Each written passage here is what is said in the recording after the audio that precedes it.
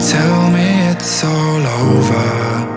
We can't go on like this for much longer. You know what I did then. You know that you can't quit when it all gets too much for you. I know I've made a big mistake, but it's... Anak-anak sekalian, jadi pembelajaran mode daring itu sebenarnya tidak mengenakkan karena saya tidak bisa melihat kemampuan kalian secara langsung. Kita hanya bisa berinteraksi lewat aplikasi psikologi. Meskipun itu tidak maksimal, tapi kita harus hargai sebagai proses pembelajaran karena memang itu yang bisa kita laksanakan pada pembelajaran kali ini. Nah, untuk catatan pembelajaran pada semester ganjil kemarin ada beberapa evaluasi pribadi dari saya karena terus terang ada beberapa anak, mohon maaf, yang perlu perhatian khusus karena sampai deadline terakhir pengiriman nilai ada beberapa yang dalam tanda kutip masih menggantung tanggung jawab kalian atau tugas-tugasnya. Harapan saya di semester ini kalian bisa lebih disiplin, tanggung jawab, dan mengerjakan tugas tepat pada waktunya. Saya nggak menilai hasil akhir, tapi saya menilai prosesnya. Bagaimana tanggung jawab kalian ketika tugas harus dikumpulkan, maka konsekuensinya kalian harus bisa mengumpulkan tepat pada waktunya. Nah, untuk semester 2 ini ya, materi kita nanti akan mengupas tentang satu, tentang pendudukan Jepang. Kemudian kedua, bagaimana terbentuknya Indonesia atau Indonesia merdeka. Nah, karena pembelajaran kita masih sangat terbatas, maka nanti saya akan menyampaikan beberapa kontrak belajar lebih lanjut, tetapi saya ingin menyampaikan dulu, saya sekarang ya ini berada di area Watu Dodol, atau kalian bisa melihat ini merupakan area menuju Goa Jepang. Kalian tahu bahwa kemerdekaan Indonesia itu diraih dengan perjuangan, dengan darah dan pengorbanan para pahlawan Indonesia. Indonesia banyak sekali dijajah oleh bangsa-bangsa dari luar, mulai Belanda, Portugis, Inggris, Spanyol. Yang terakhir adalah pendudukan Jepang di Indonesia. Kalau kalian amati bahwa sebenarnya pendudukan Jepang di Indonesia itu merupakan pendudukan yang paling singkat, atau orang Jawa bilang hanya seumur jagung, karena setelah itu Indonesia mengalami kemerdekaan. Tetapi kalau kalian tahu bahwa pendudukan Jepang di Indonesia itu merupakan pendudukan yang paling kejam, yang paling sadis, yang paling keji, yang paling rezimnya paling membuat penderitaan luar biasa kepada masyarakat Indonesia.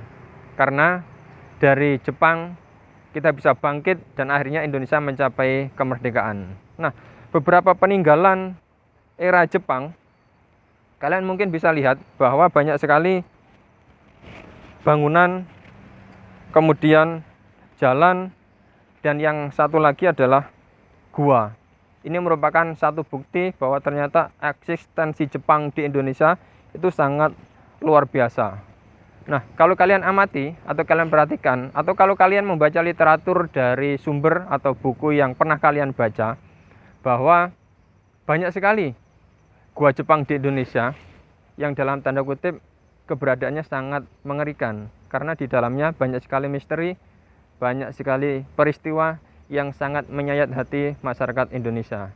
Minimal ada 5 gua Jepang di Indonesia yang mempunyai cerita mistik atau mempunyai cerita yang membuat kita miris.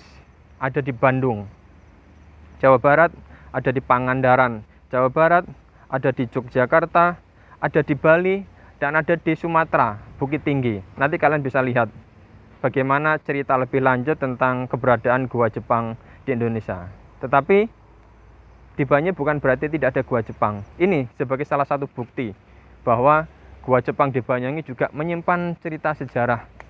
Jujur, saya sebenarnya penasaran untuk menggali dan memberikan informasi langsung kepada kalian terkait bagaimana kondisi sekarang gua Jepang yang ada di Watu Dodol Banyuwangi ini. Tetapi karena ada informasi pembatasan area wisata yang ada di Banyuwangi, sehingga kita dibatasi untuk tidak bisa masuk ke Gua Jepang di Banyuwangi. Tetapi sedikit saya bisa sampaikan bahwa keberadaan Gua Jepang di sini ini merupakan produk dari Perang Dunia II.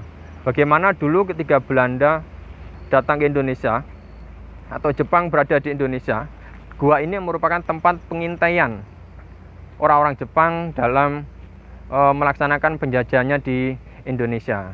Nah, kalau di beberapa tempat di Indonesia ada yang mengatakan bahwa gua Jepang itu tempat penyimpanan logistik, ada juga tempat untuk mengirimkan sinyal, ada juga tempat untuk perlindungan, benteng pertahanan. Bahkan ada juga yang menyampaikan bahwa gua Jepang itu sebagai dapur.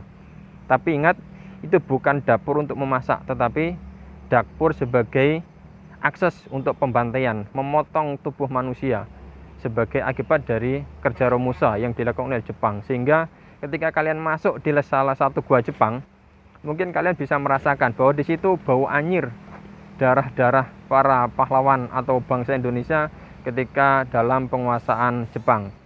Mari kita sama-sama introspeksi, kita bisa membangun kepercayaan diri, membangkitkan semangat Indonesia, mengisi kemerdekaan Indonesia dengan hal-hal yang positif. Jadi penjajahan yang dialami bangsa Indonesia beberapa tahun yang lalu, 360 tahun, itu bukan waktu yang sangat singkat. Bagaimana penderitaan bangsa Indonesia itu sudah sangat mendarah daging.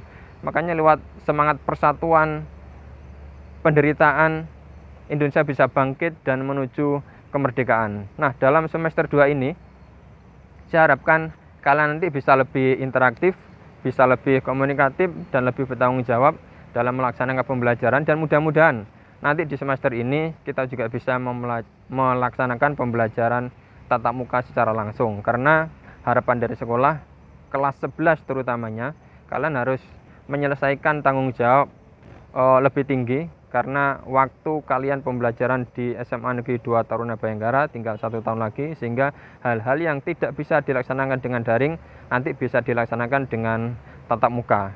Oleh karena itu, dalam pembelajaran di semester 2 ini, saya harapkan sebagai pengantar pada pagi hari ini, kalian bisa mempersiapkan semuanya terkait dengan materinya, kemudian kontennya, tanggung jawabnya, sehingga kita bisa sama-sama belajar untuk mendapatkan wawasan, ilmu, pengetahuan secara bersama-sama. Saya nggak ingin informasi hanya datangnya dari saya, tetapi harapan saya kalian bisa memberikan informasi lebih detail dari saya, karena saya yakin kalian sebenarnya lebih mampu daripada saya, tetapi hanya kesempatannya, kemampuannya belum diasah, kepercayaan dirinya belum diasah, sehingga terlihat seolah-olah dominasi masih dari guru saja. Nah, harapan saya kalian lebih punya inisiatif untuk melakukan pembelajaran bersama dan bisa mendapatkan pengalaman yang menarik meskipun pembelajaran hanya lewat daring.